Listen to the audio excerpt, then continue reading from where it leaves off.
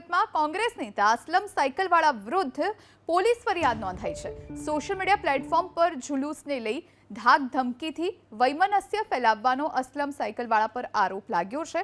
જુલુસ નહીં કાઢવાના નિર્ણય સામે ઝેર ઓકનારા અસલમ સાયકલવાળા સહિત 11 લોકો વિરુદ્ધ લાલગેટ પોલીસ મથકમાં ગુનો દાખલ થયો છે। સૈયદપુરામાં ગણેશ ઉત્સવ દરમિયાન થયેલા પથ્થરમારાની ઘટના બાદ ઈદનું જુલુસ પણ ટૂંકાવીને પૂર્ણ કરવાની આગેવાનોએ જાહેરાત કરી હતી। સોશિયલ મીડિયા પર મુસ્લિમ સમાજના આગેવાનોને ટ્રોલ કરવાના નામે કોમી વૈમનસ્ય ફેલાવતા 10 શખ્સ વિરુદ્ધ ફરિયાદ નોંધવામાં આવી છે। कांग्रेस नेता असलम साइकलवाड़ा फोनलाइन पर जोड़ाया है। असलम भाई, आपનું સ્વાગત છે। આપની પર ફરિયાદ નોંધવામાં આવી છે, કોમી વૈમનસ્ય ફેલાવવાનો આરોપ લાગ્યો છે, શું કહેશો આપની પ્રતિક્રિયા? પ્રથમ તો બેન કહું કે એ જુલુસ બાબતે કોઈ કોમી વૈમનસ્ય ફેલાય એવા કોઈ મેસેજ વાયરલ થયા નહીં હતા। સૌ પ્રથમ તો આ કહું એટલે વાત જ પાયાવિહોણી છે।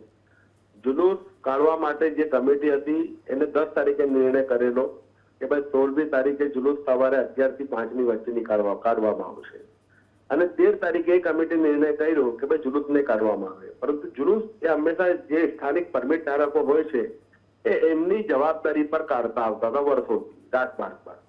એ લોકોએ પરમિટ માટેની પરવાનગી માંગી પોલીસ તંત્ર પાસે અને પોલીસ તંત્ર એમને પરવાનગી આપી। એ પરવાનગી સાથે રાજમાર્ગ પર જુલુસ કાઢવામાં આવ્યો।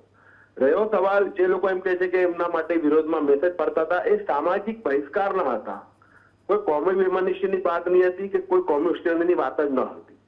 અને જે લોકોનું ગ્રાસ લૂંટાયું વર્ષોથી, જે લોકો આ જુલુસના નામે રાજનીતિ કરતા હતા, એ રાજનીતિ બંધ થઈ તે દિવસે એટલે એમના પેટમાં છૂક ઉપડી અને મોટા ગજાના કોંગ્રેસના નેતાના કહેવાથી આ ફરિયાદ દાખલ કરવામાં આવી છે સાવ ખોટી રીતે। ભાઈ આભાર, તમારો સમયનો અભાવ છે મારી પાસે। આ સાથે